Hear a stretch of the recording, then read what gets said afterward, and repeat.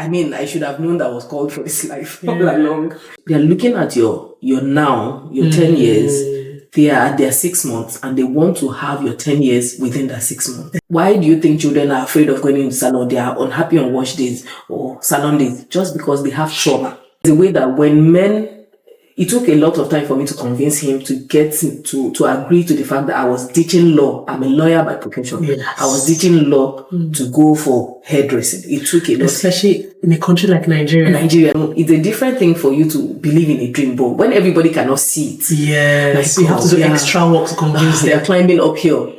Because if I work on myself, I'll be able to teach my staff good values also. Exactly.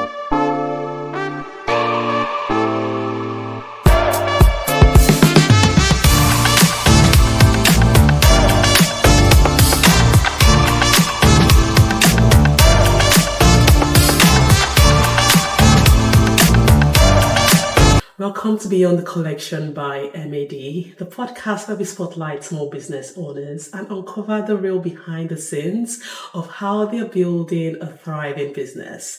The highs, the lows, the lessons they're learning along the way. And this lesson will help to equip you to build and to grow a thriving business. I'm your host, EP1, and today I'm joined by an amazing guest. She's my first guest on the first episode on the first season of Beyond the Collection podcast. We met about 2 years ago in a fashion event I organized for M.A.Dkollection, and she was the hairstylist for all the models, and she did an amazing work. And since then, I've just followed her journey, and I've just been really amazed by what she's built and what she's building. And I'm so excited to have Lola.naturals on the show today. Thank you for having me. I'm happy to be here. I'm so excited to have you on here. Okay, so for those that are seeing you for the first time, can you introduce yourself? Who is Lola and what do we need to know about you? So, my name is Lola.naturals. I wear many hats. I'm a lawyer, I'm a mom, a wife, a serial hustler. I don't know why I like to chip in that particular one. Serial hustler because I love making money because I know how to spend money, so we have to make money. Let's make money. But then, beyond all of that, I'm also what drives my passion. One of the things I love to do, that is the core of many things I do, is helping women grow their natural hair with confidence. So when you talk about natural hair, talk about locks. That's what my business revolves around, and I've run a salon in Nigeria for going on 9 years now. And I still do that, but now I just do a private-based services here in the UK. But then in Nigeria, the salons are run. So, but that's the core of what I do, and any other thing I do is a spin-off of that. So, yeah. That's amazing. Okay, so what inspired you to start a natural hair journey and business? So, I was the first victim of hair loss, as it were. I had traction alopecia at one point. Of course, growing up in the north, we had long, beautiful, lush hair without relaxers. We used to use cow ghee, the Fulani women. I mean, we're living in the barracks, and we had this Fulani village, just within the barracks, but you know how maybe on the outskirts or something, and they would pass through the barracks right in front of the house and go out into the markets to sell their wares and all. So to get the cow geese from them, the original raw ones and the edible ones, you could use for your skin, for your hair, and my hair was so beautiful. But then at some point, I think my mom got pressured into, when I finished secondary school, I needed to do a particular event, and we put relaxers in my hair, and that was the beginning of it. But sometime along the line, it was just the regular thing to just put relaxers in your hair, apply relaxers because it was the fashionable thing. But at some point, I sat back and thought, I never applied relaxers more than 3 times in a year, or 3 times if I was being very happy. Yeah. And it was just usually twice in a year. And I felt I can get away with not actually applying relaxers to my hair because my hair was soft, it was long. But then again, I realized that somewhere my edges were taking the heat for these relaxers, and it just did not make sense. I started researching, saw a community of women on Facebook who did not apply relaxers to their hair and were going back to their roots, and it just sparked my interest, and I was like, okay, let's do this. And then when I started the movement in Ekiti, I was staying in Ekiti then because I left Lagos, moved to Ekiti, and I started talking to women about stopping relaxers and everything, and they were like, okay, you know what, all these things they're saying and all these things they're giving us, why not just do it for us and we'll pay you? And I sat and thought, okay, there's a gap here. Exactly. Hello, I have the solutions. And of course, we started inviting it. So yeah. No, that's really good. So is it like when you moved to Lagos, you had the first relaxer application? Was it when you were in the north? No, it was in the north actually. Okay. It was in the north. So when we moved back down south, I mean, it was still ongoing. But by the time I got into university, I knew for sure that something was not right. But after university and I got married, I remember about maybe a year or two into marriage was when I realized, no, I mean, I'm old enough to decide that I don't have to go with everybody's flow, you know. And that was what sparked the whole thing. And the funny thing was, the hair thing was not the first thing I started doing as business. It was jewelry making I was doing. The store was all jewelry. It was like the first of its kind that you would walk into, and it was jewelry strictly. Both handmade, both every type of jewelry. But then when we started the hair thing, it was smooth transition into it because, of course, jewelry is as accessories for women and all that. So when you walk in, so it was just natural. And I've always known how to make hair. I've always known, I mean, as far back as I was 5 or 6, I can remember clearly that I would sit and make hair. If you make any hair in front of me, you don't need to finish the entire head. I would replicate it, you know. So it was just natural. It came naturally. I know at a point when I make people's hair in secondary school, I won't get someone to make my own hair to be as good as what I did. I started making my own hair myself. Okay. You know, so it was just, I mean, I should have known that I was called for this life all along. So we are here. Well, that's really good because some of us really struggle. Even though I've learned how to make, I'm still like struggling to still do it. Oh, that's really good. So, you know, like running a business, there's usually like a lot of like ups and a lot of downs and all of those things. I know social media try to glamorize I started today at, I've just made $100,000 or something. Like people make it look like it's a walk in the park or it's like really easy to do. What are some of the challenges you faced and how have you overcome it? First and foremost, it is not a walk in the park. Whoever is listening to this, please. those TikTok boys. Some days I see that. Am I sure I've got my head together? Like they'll make you like self-doubt yourself.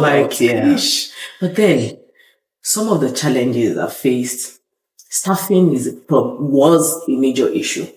I'm somebody that, I mean, you know, I don't know. I think something is off with the current, I don't know, I don't want to say the generation. I would say the generation. You get someone into this, training them for like months and then they're like, bye. People are obsessed with wanting to they're looking at your 10 years, they are at their 6 months and they want to have your 10 years within that 6 months. Exactly. And they are not ready to sit down, to understudy, to put in the hard work. And it starts from just the basic being an employee. Gone are the days where as an employee, you are dedicated to your craft, you are dedicated to wanting to learn because, you know, I know that you get it. I'm not for an employee suffering before they make it. You know, no, I'm not like that. But at the same time, what happened to the learning? Yeah. What happened to learning the ropes? There are some things that time will just naturally take care of. You cannot cut short the process. Process will always, the process, you just have to do the time, you know. So it was really an issue with getting good staff that wanted to stay and learn and actually learn, not just wanting to just make money and just, no, I need you to be thorough because there were when it comes to hairdressing, when it comes to making hair, there are some funny practices that have been handed down the years that we just need to break that cycle.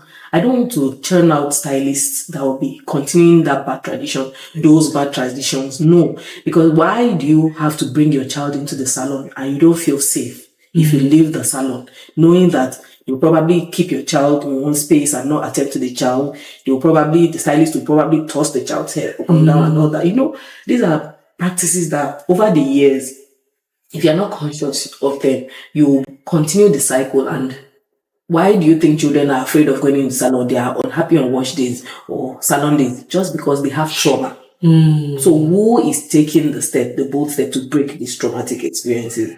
That's one. Then two, because of the location I was at the time doing business, I had difficulty with getting access to the type of trainings that I wanted.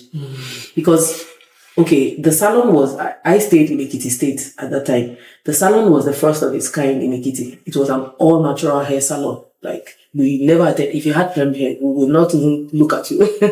Not talk of handling your hair, It was an issue because people kept thinking, natural hair, and then I didn't have access. So I had to put in a lot of work, earned a lot of data, a lot of research, a lot of sleepless nights because I couldn't go to some of the treatment. And fortunately and unfortunately, because I was also married, I had a little child at the time, and I couldn't leave my child to go for trainings and all that. So I had to do a lot of research online and everything. Then, of course, I do not like to talk about money all of the time because I realized that you can start with what you have, the little you have. The entire business started with 3,000 naira. Okay. Yeah. So I told you it was a jewelry store. I got jewelry off AliExpress for 3,000 naira. I sold to my colleagues, to my family and my in-laws. They suffered. So said, no, you have to buy this for your wife. So by force. By force. And I put the money back in, It kept multiplying. The house could not contain it. I had to get a store, like that before we branched into the salon and everything. Of course, money, because there's money is never enough. It's never enough. Yeah. But then it wasn't so much of an issue because I'm somebody that is very disciplined when it comes to money. I don't do contributions and all of that and when money is for the business, it is for the business. If I want to spend money, I will have to double my hustle to get side money. I'm like that. I'm very disciplined like that because nobody's coming to save me. Exactly. Nobody's coming to save me. You need to save yourself. And then, of course, I have my husband there. I could easily lean on him most times, but I feel, there's a way that when it took a lot of time for me to convince him to get to agree to the fact that I was teaching law. I'm a lawyer by profession. Yes. I was teaching law to go for hairdressing. It took a lot. Especially in a country like Nigeria. Like how whole lawyer, barrister, to go and do hairdressing. Like it's such a different path, and it's not something that people even want to say, oh, I'm a hairdresser. Exactly. People don't want to. I think it's changed quite a lot now. A lot.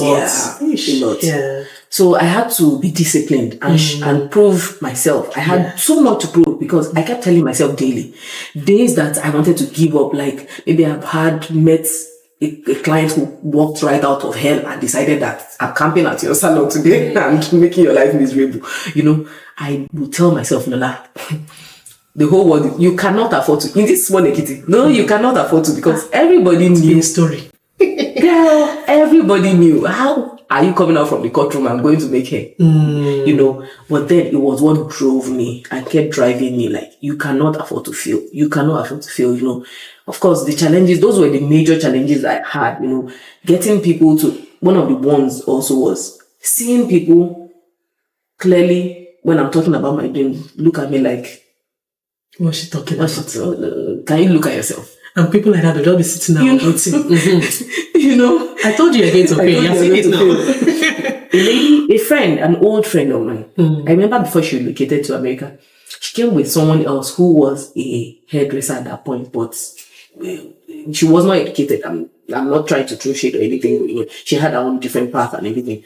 And I can still remember the look in their faces when they walked in. That look like the other lady, like, this one does not know what she's doing. And I was like, a few years after, maybe like 6 years after, random day, he just messaged me and said, Lola, I'm so proud of what you've built. And I'm like, okay, where is this coming from? She said, remember the day I came with so person to your salon?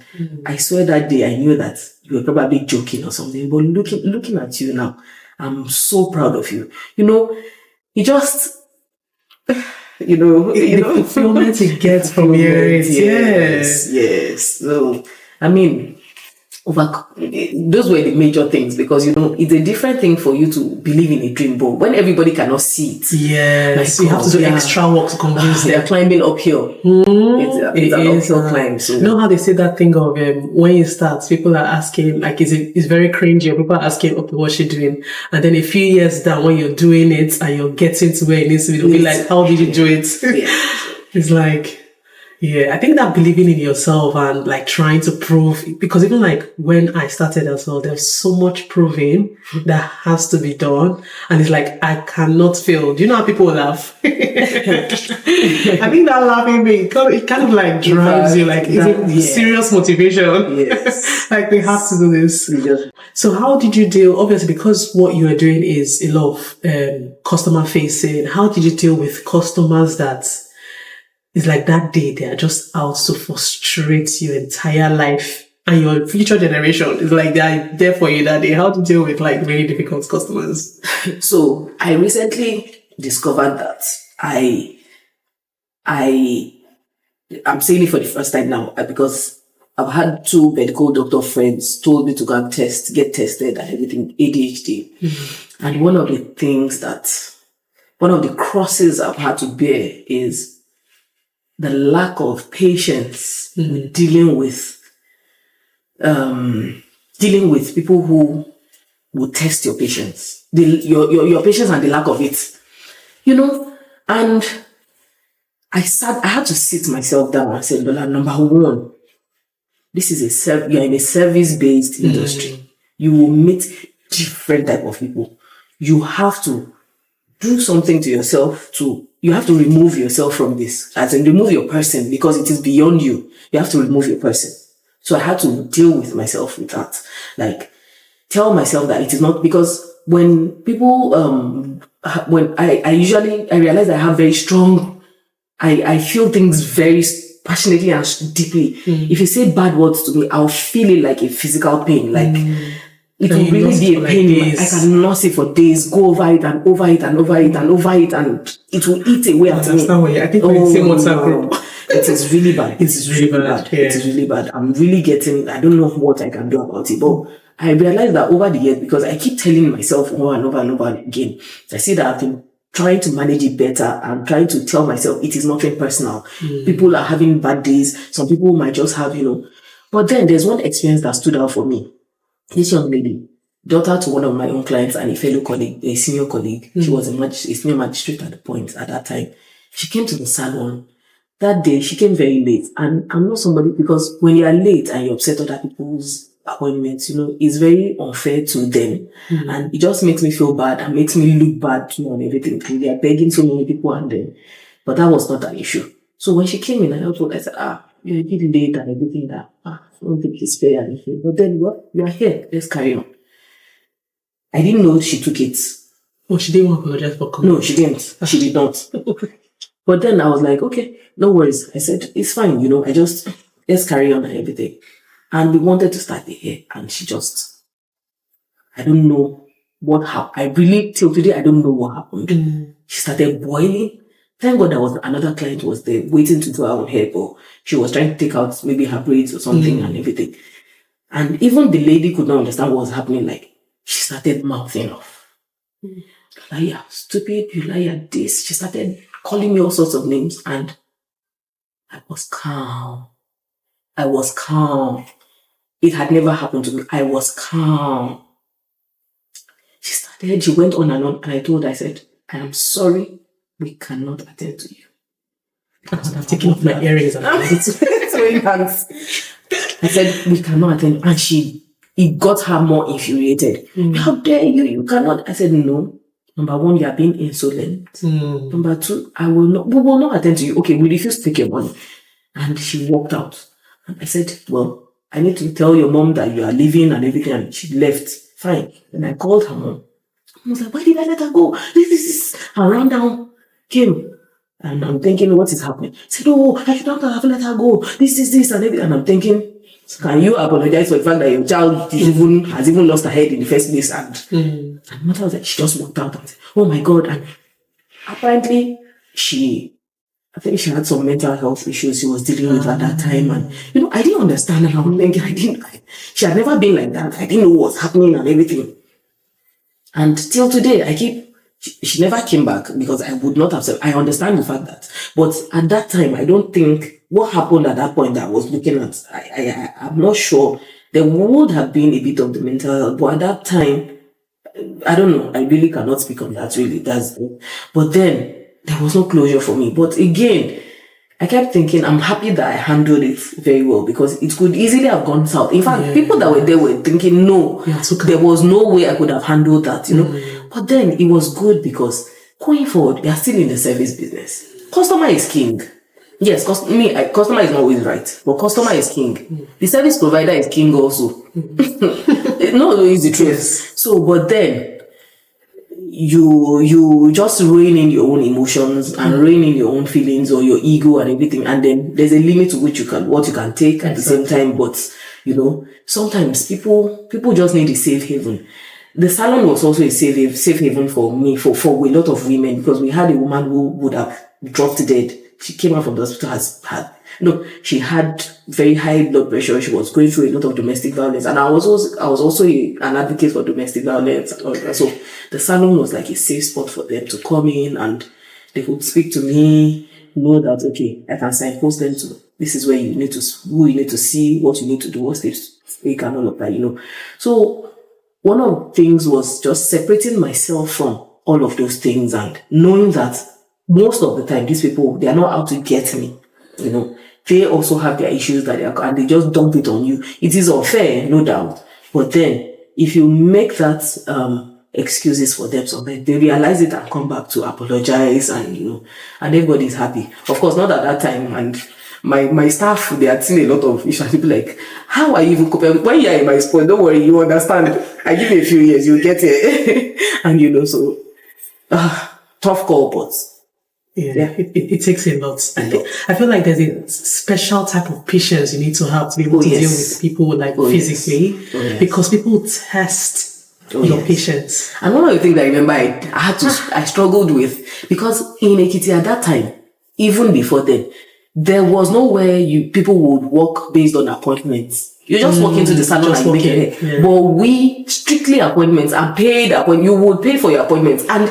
Well, she's proud. She's this and I'm like, at the point I was looking forward to hearing it because I'm like, girl, I should be different from the Yashukura that makes your hair under the steps. Exactly. I'm a lawyer for crying out loud. There's a reason I left the law to come back. Exactly. Making your hair. You should sit in my chair and you should know that a lawyer is making your hair. Mm-hmm. You should not just stroll in and, because also it helped us with timing it was unfair because I wanted to stand out and make a difference because I wanted people that work with me to know that they are doing something, they are working in a different place. Yes. You don't come to my salon. You don't come to my salon and you talk to my staff anyhow. No. When I'm having a meeting with my staff, I tell them, treat my clients like kings. Treat them like royalty. If they do anyhow to you, leave them to me. Don't respond to anybody. Just put your hands out of the air, but do not open your mouth. Hand them over to me. Let me be the bad person. You just deliver, So I needed them to know that there was a difference. Yeah. I mean, they were dressing well, differently from me. We never wore uniforms. We had our aprons and all that, but there's no reason why you're coming to the salon and looking scruffy. I will send you back. No, there's no reason why you are my stylist and you don't have natural hair. You are the walking talk of the salon. Exactly. You're the billboard. You have a billboard. Standards to maintain. It was, it was interesting. And I remember a lady walked and she was like, is this your salon? Will I be able to pay everybody here? It was funny because to me, I had not even done so much. It was just lightning and, everything. I had a library. Aesthetics. Exactly. Yeah. And I wondered, but these are things that just helped. And, just working on myself because if I work on myself, I'll be able to teach my staff good values also and everything. Difficult clients will always come. Definitely. But it's how you handle them that matters and then one of the things I struggled with because of course, now I have better understanding. Taking negative feedback, like, I used to feel, then I would feel, oh my God, it was about me. I did something. I would start to overthink and I would want to explain so much. And I realized that in explaining too much, you are coming off as you don't want to take their feedback. Yes. And then, Later I realized, no, this is not good. This is not good. I had a hard talk with a friend. He said, so somebody had this too, but she was scared because she felt that she told you will feel. And I felt so bad. I said, please tell her that no, I'm not like that. It's just that I like to explain just to make you feel like, no, it's not like that and everything. And then I realized, okay, no, this is what it looks like. And so those are some of the it's a lot of work to do on myself. And I'm glad because I'm not ashamed to own it. Like, yes, I did this, I made these mistakes and everything, but then I have grown. Yeah. So I think it's kind of like quite common, especially like in business space, because you know how in one day you can have like maybe 10 customers that you're attending to, and only one negative feedback brings we forget the 9 you will positive, and we're like focusing on the one. I feel like it's a lot of work to do on yourself, because yes, it actually is. It proper like messes your whole day. For me, it's not even that day alone. And you wait days after. I'm still pondering on it. Like, what should I have done? 10 minutes before, I should have done this. 10 minutes before. No. Can we rewind the time? No, it's like, it's super bad. It's nice so that it's not just me that goes through that, because even like handling customers like for my brand, there are times where I do not even want to reply. You know, when people send really, really nasty messages, you have to breathe first and like, what's the problem? What's one in November? Oh, that's recently. Oh, recently. You know, she had booked and we had a consultation call before that, what to expect, the things and everything. When she came to sit, she wanted to reattach her locks, her old locks that she used to have. She cut them off at some point. Luckily, she didn't throw them away. We can reattach them and everything. She brought them out. Oh, lovely locks, no dirt, nothing, no build-up. And I told her, her hair was pretty short. I didn't know I would be able to reattach it, but I'm always on, let us try first. If you can't do it, then we are happy to go and give you, it's not an issue. And her hair was, I think she used to have a crew cut at some point. So the back was it was really, really short. But I was able to attach, she had 97 strands. I was able to reattach everything except maybe 15 strands or maybe 25 strands, because there was no way it was. And she was in a hurry. And I kept telling her, let me finish this job. Don't give me, because we had a time span, but her hair was a bit fuller than normal and everything. And when I reattached the hair, she wanted, I told her, I advised her, if you use gels in it, it will start to build up. The locks are very clean and everything. If we interlock, the tips of the locks are very thick. It will cause pain. And she said, no wonder. Before she used to interlock and it was causing her a lot of pain. That was what made her cut it off, you know. I explained everything. She was fine with it. She said she didn't want the grid I wanted to do for her. Changed the grading and showed her the video. She was satisfied. Finished the hair. She was satisfied. Like proper satisfied. Tell me why 2 days after, I just walked in and saw her message. The opening paragraph. You foolish this. If you knew that. Immediately I saw it, I was thinking, no, maybe it's the wrong message. I didn't even finish reading the entire thing. I just rang her. And I said, she was ranting. I said, can I understand what happened between Friday and today that changed your mind? Because you left here happy. I sent you the pictures, the videos, you were satisfied. Thank you. We had a nice time chatting, and everything. She said when she got home, her partner, unfortunately her partner is a woman. So, when it's 2 women now, it's a lot of intensity of emotions and everything. She said her partner said, is this the hair you went to make? Okay. I got the fact that it was not her that was the issue. She said the next day, so I said, is this the hair that it is? She started on and I saw that it was more about, she didn't have her own mind. It was more about what the person came. So she's taking out on you. And I'm like, okay, if you said that the remaining 25 strands was an issue, you know that we were out of time, we were in a hurry and everything. That is not a problem. I can still carve them in a way to find. I said, can you give me a chance to do this repair? Because this thing you are complaining about, it is not an issue. It is what can be fixed. She said, no, the thing is now she cannot even trust me again. So you didn't be able to touch her hair. This. I'll have to refund her money. And I'm like, God, okay. Because I don't even know if I have money to go somewhere else now. I said, I can see that money is the problem. Send me your account number. I sent the money back to her straight. No chance. Oh, no. I'm telling you, I sent the money. Because what your time that you spent? No, it was, I could not, no. There are some things money cannot buy. Your peace of mind, honestly. It is one of those. And my integrity. She saw the same job on my page. She saw the same work. And it was the exact same. She was satisfied. My husband kept winking at me. No, you don't. I said, no. It's part of the growth. Because all the while she was making and I read that message, usually I would have seen red. You know, it's not, that thing is not figurative. I literally see red when I'm in that state. I was calm. I was so calm. And my mother was thinking, you are not angry, what's wrong? I said, I don't understand, but I'm happy with what is happening to me. I grew. I have to be angry. No, I grew. I was shocked. No, when I read, I'm going to report it to, and I said, if I read this message before I called her, it's having a different story. I want to see the people you want to report me to. Now report me. After you have reported, then I will draw my proof and show you. Exactly. Maybe I just blocked after that. But sent a message, narrated everything and said, and you were happy, satisfied, and everything. Thank you very much. I said, but the only thing I take exception to is you calling me names, calling me a fool, calling me a liar, calling me. You don't do that. I said, but then I leave it to posterity to judge. I just blocked her. One day I was feeling funny about it, and on TikTok, I just made a cryptic message, a post, and said, majority is your client leaving, and after 2 days coming to say that, and you sending the full refund. She was the first person who liked it. I said, this woman, it's not me that you come and play. You and Zeta will play Ludo on my head today. No. But I'm happy because I grew. And then, of course, it made me tighten my screws. Nobody will get away with that again. No, I don't think I'd have. Because we sat down together. I showed you you showed me what you wanted. You agreed. Then you go back and have conversations. Even me, I don't know why I sent that. But at that time, I knew that I took the right decision. No, I would have argued that, even if I wanted to refund you, me too, I want you to be upset. We'll see fire. I just realized, I don't know at that point why I was certain that I just did not need her. I did not need, because I was working, at that time, I was consciously working on myself with these anger issues. So why are you the one coming to test me? No, I will let you go.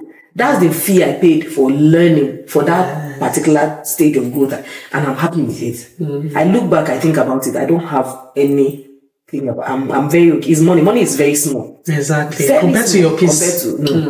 It's not comparable. Just let it go. Yeah, it'll be fine.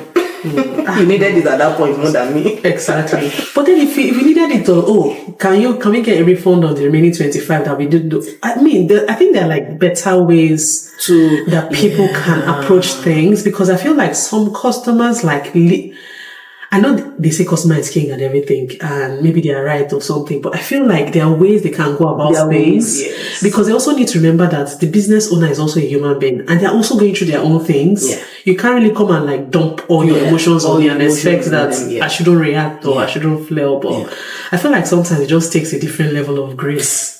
It's just grace, just like you said, because at that time I remember clearly that I was praying for God to give me the strength to be able to separate especially the deep feeling that, when you are so hurt and it's almost like physical pain, because somebody said something bad or just said something that upset you. So, and it was not, I don't believe in coincidences. That was the reason why I sent that money back to her, because 2 days prior, and on that day was the day I was ending a prayer meeting with a band of sisters. We're doing fasting and praying, and the prayer leader kept insisting and saying, in these 2 days, please, I feel the leading of God that you should refrain from anger. At the point she said that in my mind, I was like, I beg, finish this prayer. Because it don't look. And it's good to have it that way, because it might have been worse. I don't know what would have happened. So, and I'm, by my training as a lawyer and by my person, I don't believe in coincidences. When something happens twice, no, it's not a coincidence. Yes. I don't like it. It sends, so I kept thinking, no. Something is amiss. Yeah. Let's just have peace. Just have peace. And I'm happy because it has helped me a lot. No, now I'm not there yet, but I'm not that person that was before that particular experience. It's not coincidence. Now my school fees. I gave her. Exactly. I think that's something I really, really need to work on, because there are times you get a message. The way I'd have sat down, just start typing. You two, you are very, very stupid. Because why would you? It's just human. Just sitting down and proper working on yourself. Let me be the bigger person and just ignore. It is not easy. This is dry. It's not easy.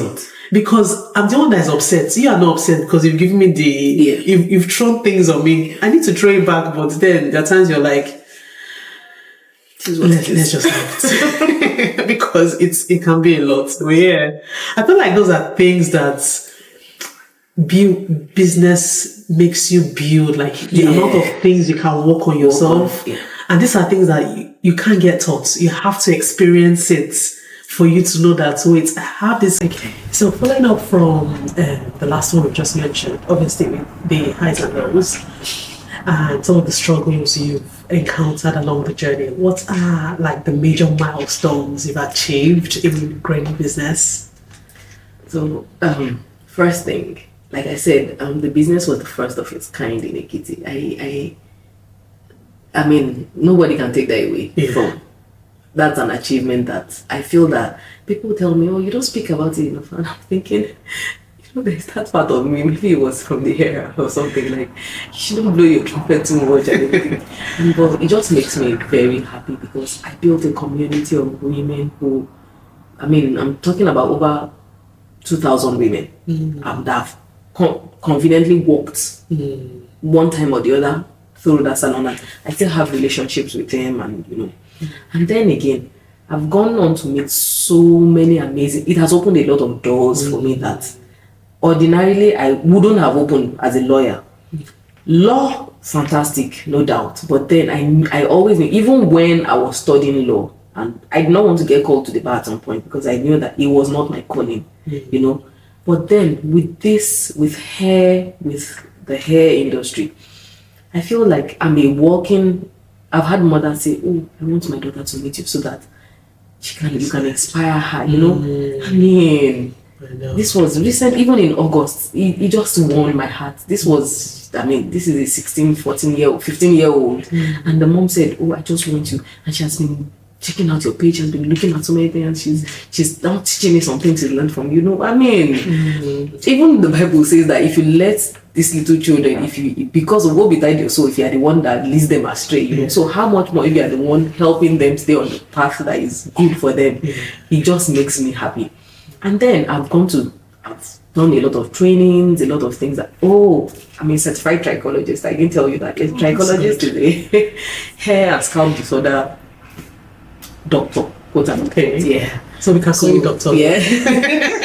Amazing. So, and that's one of my greatest personal achievements, because I remember before I became a trichologist, I would meet women with hair loss, and I was at a loss of what to do to help them. And I used to know at my heart, like, I needed to do something. I needed to know something. It pushed me to go for my first training.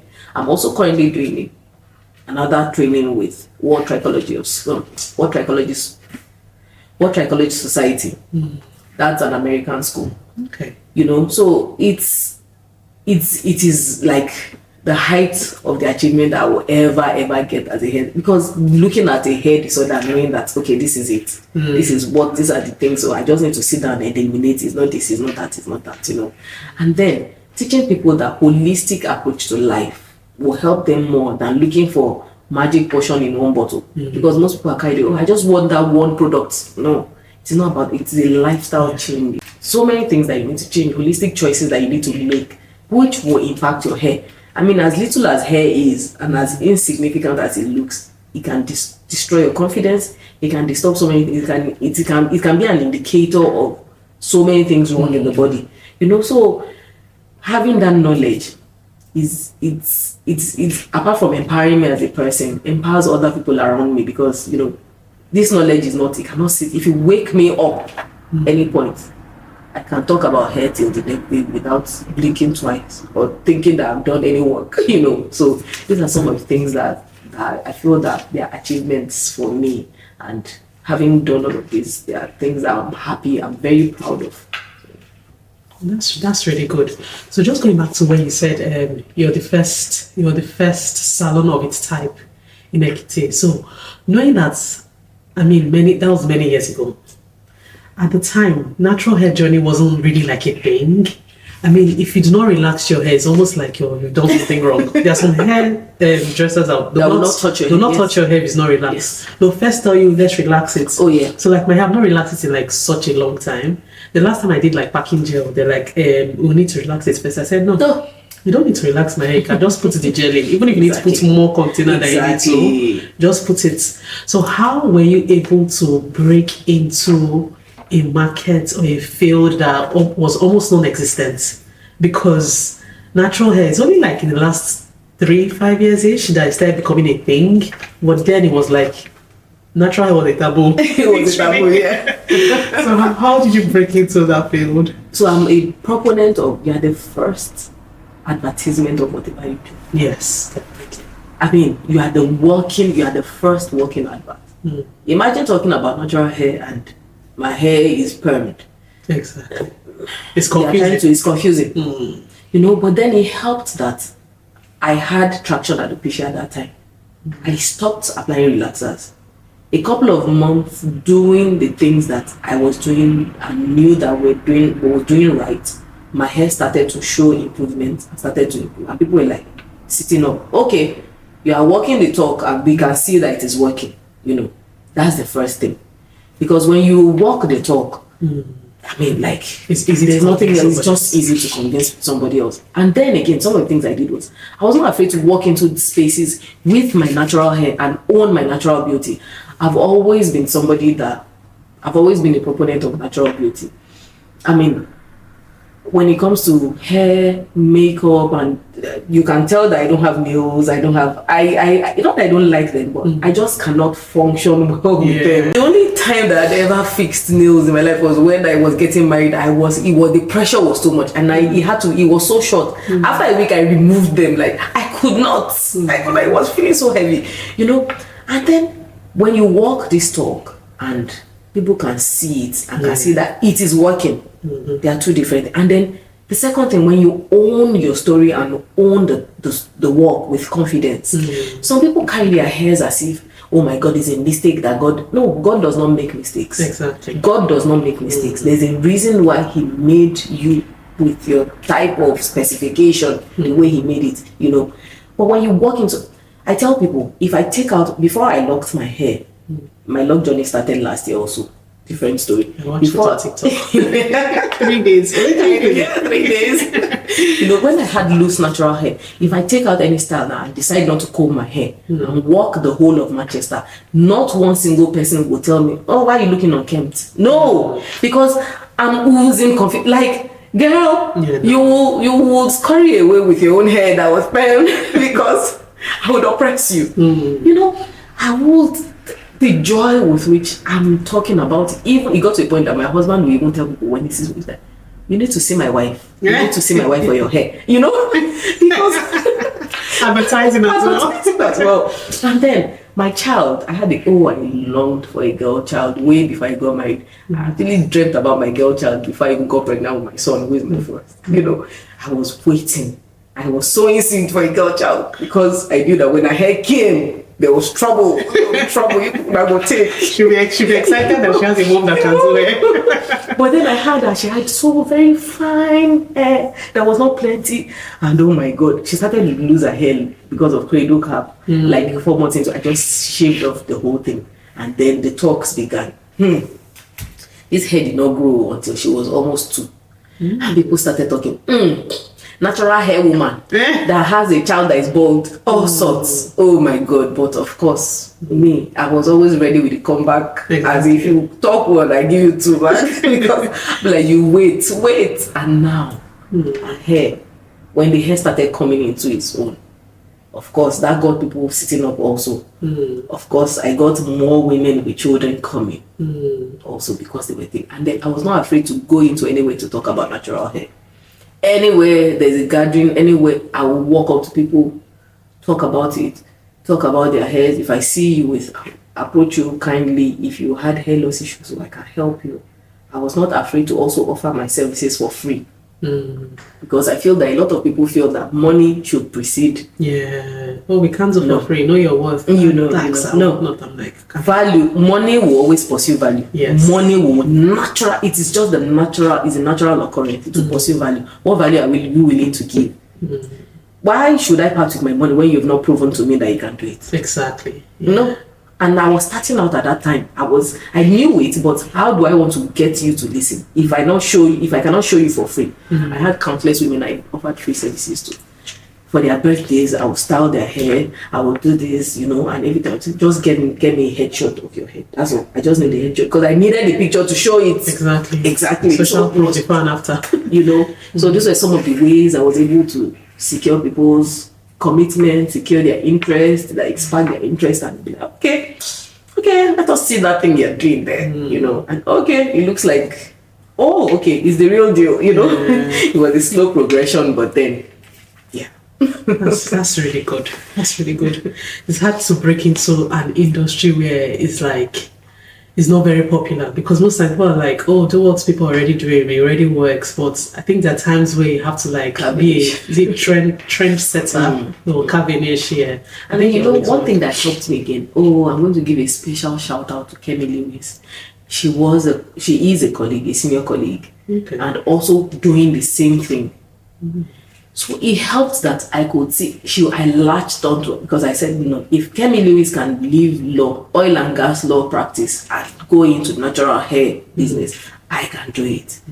She was in Lagos and I kept, if I had done all of this before, if I'd known that this would be my path before I left Lagos to Ekiti, I don't know if I would have come to Ekiti, but then you know how God just knows your own path. Yeah, and know how to order your steps. How to order your steps. Kemi Lewis was the one that I would look up.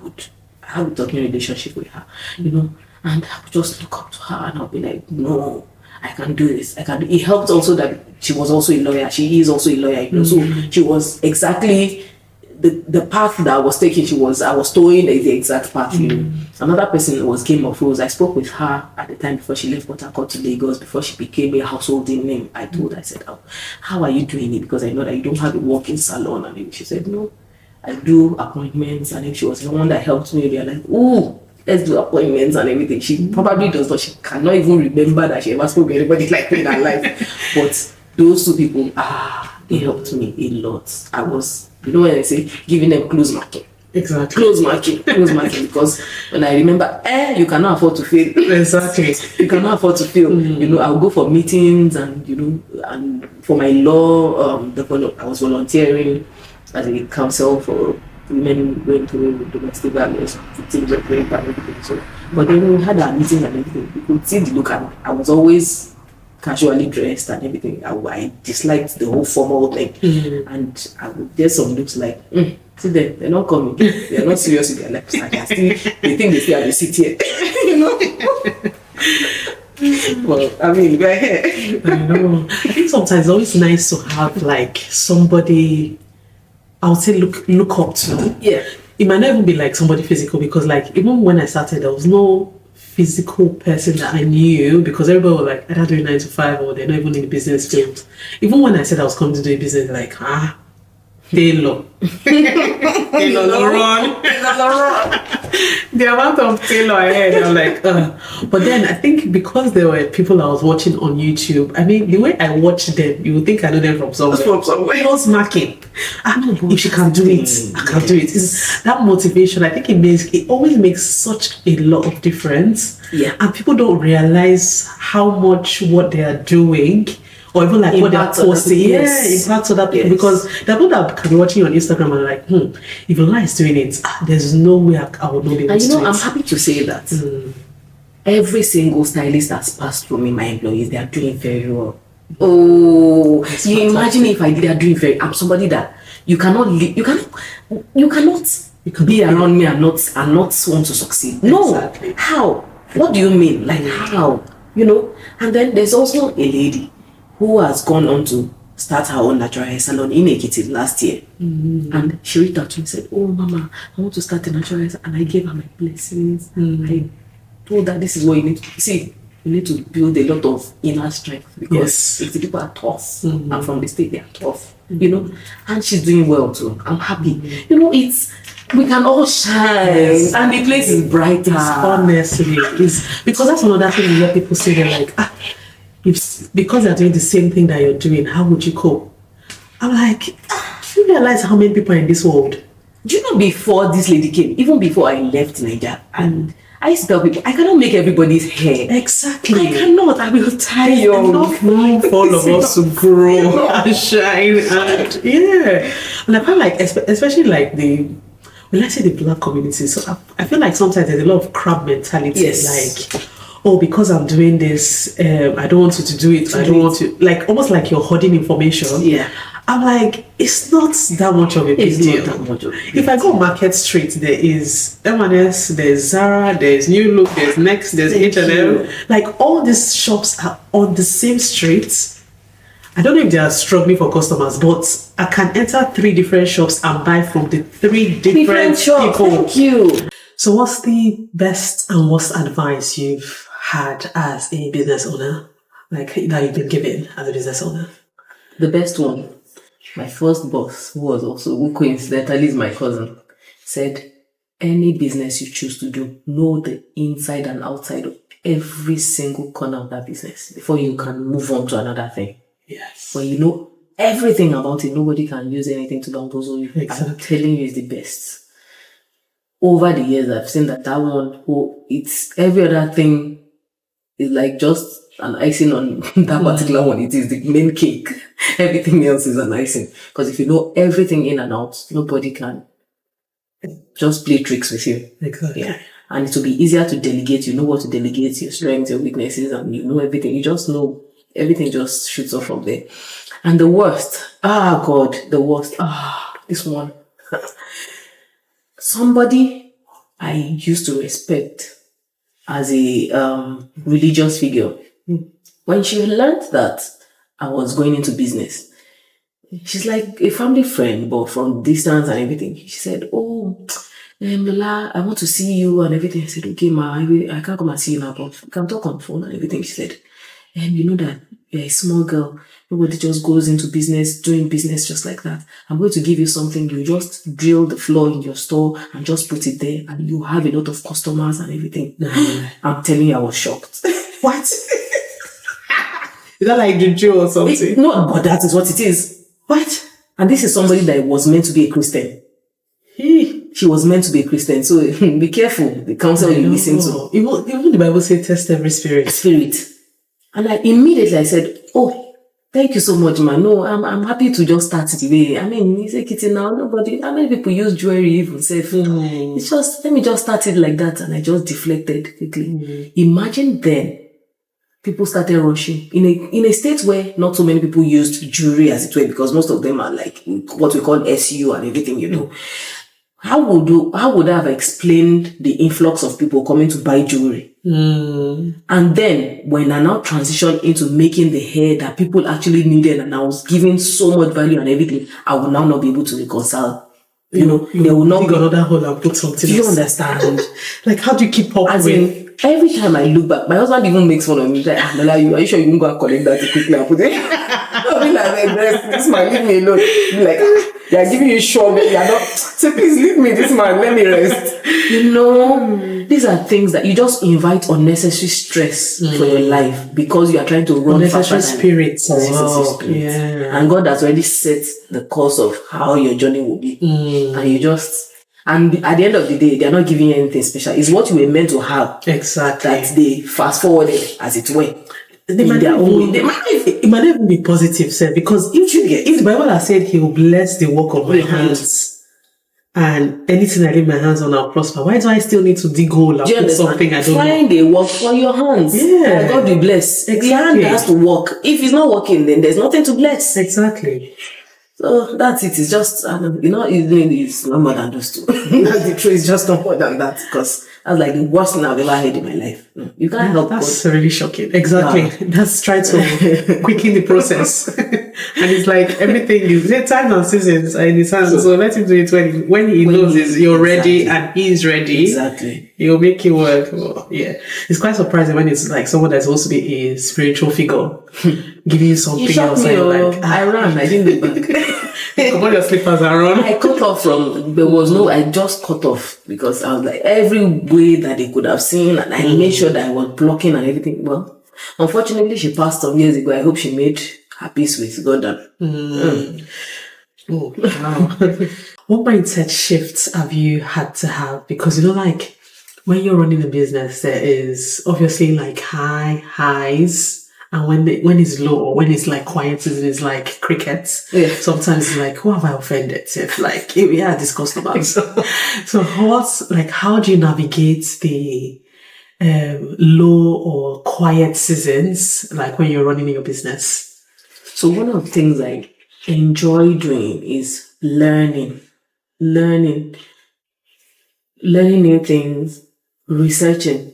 Oh, I realize that when the highs are there and you're busy and everything, you realize that you're just running on autopilot of the things you already know.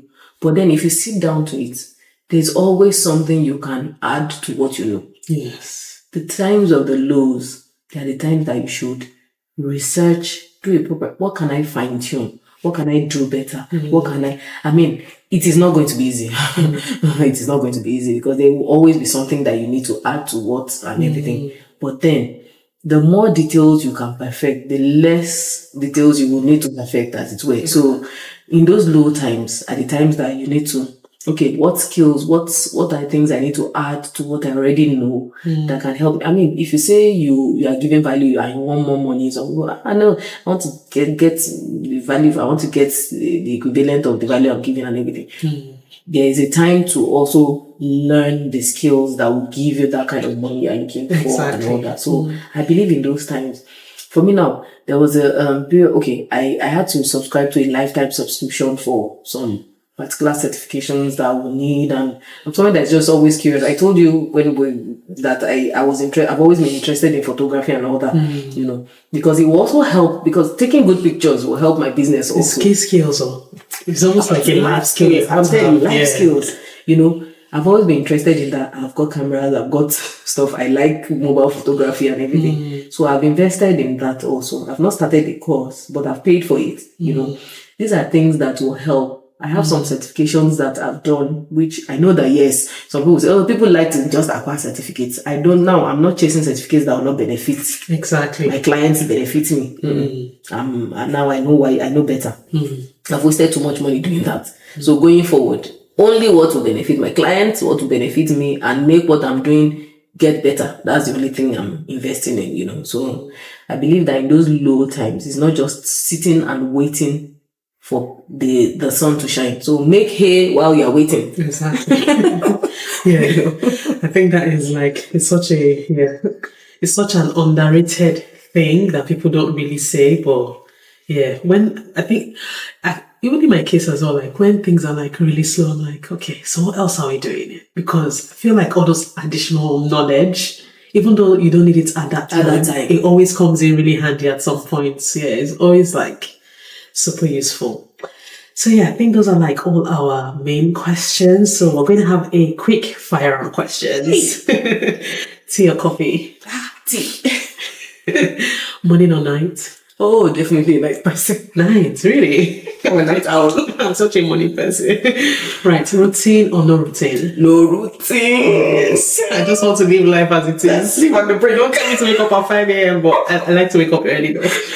9 to 5 or entrepreneur? Entrepreneur, because it's spicy. You never know what to expect. Exactly. Oh my God, it will bore me to death. I know, it's like, that's like it's true. Yeah, I think it's more routine as well. I'm like, I have to be clocking at 9 and clock at 5. That's my head. Road trip or flight? Road trips. Really? Excited, yes. You're in the sky, I just seen the cloud. After the cloud, what? I feel like because it's quick. Well, it depends though. Sometimes I quite like road trips. If I'm the one driving, because I get motion sick, I'd rather drive. If not, just fly me to where we're going to. Private jet is nice I as say I'm well. a nomad at heart, so I prefer road trips. Oh, God. Yeah. And what's your dream collaboration? Okay, attention. Are you serious? I will make that woman's hair one day. You will listen to this podcast. Yes. And that day will We have to come thank attention in this. We have to. We'll cut the snippets and put dream collaboration with attention. There's something about her that I've always been fascinated with since I was. She looked when my mom was younger. It was as if they cloned my mom and just named her architecture. The stature, everything, the beauty, everything, like everything. And I follow her now. She follows me back. We rap, she comments and all of that. And I'm thinking, girl, I've got plans for you, don't you? But I would really, really, really love to work with her one day. I mean, I've loved her since forever and I still love her. Yeah. She is my dream. Screen celebrating. Like, I think I've been watching her since... I know, since the days of, what was that? What's that movie? There's that movie. Is it Blood something? No, before that, there's this soap. Is it the ones that they do on Sunday or something? On Sundays, yeah. It's not Fuji House of Commotion. No. Ish. And she's ageless. She just honestly almost like I'm always trolling her like, Kate, Auntie Kate, come. You that discovered the fountain of youth and refuse to share. Yes. We need to know what fountain you're drinking from, because why are we aging backwards? I don't know. Oh yeah, she is. I think she's such an inspiration as well. That's definitely a good dream collaboration. Anyway, so yeah, we've come to the end of our podcast. Like I said, this is the first podcast of the first episode and the first season of Beyond the Collection podcast. And I am so excited. I'm so glad to have had you on as my first guest. I think you made it like really easy to ease into because see the amount of tries I did. I'm just glad we're here. Yes, finally. I mean, to think that I've talked about this podcast since last year. Well, I thought about it since last year, and I just wanted a space where I can meet with other business owners, like understand the journey they are going through as well. Because I was thinking, let's not just build a podcast, let's build a community because I know, like, starting a business, the main thing I have noticed, especially when I started and there know a lot of people to talk to or interact with, I think the two major things I noticed was visibility, because no matter how good your product is, if somebody doesn't know that this product exists, it's almost like you might as well just pack it up. True. I think visibility was the major thing, and then having somebody to talk to. True. Because I know that's some of the struggles, like business. I'm going to talk noisy. I mean, that's some of the struggles I know, like, business owners face. And I think visibility is like the main thing, because even like now, reaching out to like influencers or people to say, oh, can you like spotlight my product, or can you highlight or just wear the item? The charge they charge you. Girl, it's already for charge your worth. Yeah. But I feel like it's a bit ridiculous, because you say you're supporting small businesses, and then you want to do a post for me for 10,000, pounds. Please, do you know my tuition was like 7 grand? Thank you. And my tuition for was a year. Thank you. And let me just add distinction. Thank you. Yeah. But yeah, how do you do one post for 10 grand? I think that's like the most amount I've heard. I mean, you are not Kim Kardashian. You are not C. Ronaldo. Like, you are not Selena Gomez. You're those people, and you also charge maybe like Fashion Nova or Pretty Little Things, or those brands are already like they have quite deep pockets. That makes sense. But if you're charging a small business owner, if I pay just only you 10 grand Thank you. for one post, and what's the chances that the post will do anything? Thank you. And most times you find that their post doesn't even do anything, And they don't send. Exactly. I mean, they've given they'll tell you, oh, brands reach out to you because they know that you have value, you have worth. No, I'm probably just reaching out to you because I'm just reaching out to you, not necessarily because you get. So, like, sometimes I feel like it's not very realistic. So my thought process was, if I create an environment where we're able to highlight other business owners, because I feel like the visibility is such a major thing. Yes. And also like create a community where, which is something I want to do at some point, like in the next few weeks. I think we'll talk about this after. But an environment where like people can share knowledge, and it's everybody has to be involved kind of thing, not because I find that there are a lot of small business groups, but because there's so many people in the group, there's no focus on anything. People like just bombard with so many all sorts of posts. Sometimes I'm like in and out. I'm not even like paying attention anymore. But I'm like, if I want to build a community or build a group, it has to be like limited and focused. If we're too many, we're no more than 40 at the maximum. The smaller, the better. Because then we're able to have like maybe meetings where people can share what they are doing, or share how they are moving their businesses, or like those kind of things are what I'm thinking that would be nice to have. So I'm just thinking, okay, right, let's start a podcast where I was actually speaking to people and saying, like, understanding their journey and experiencing it like from their point of view as well, and then go into that community space. So I feel like this is the beginning of really great things to come. Yes, and I'm looking forward to it, and I'm excited for it as well. So if people want to find you, how do they find you?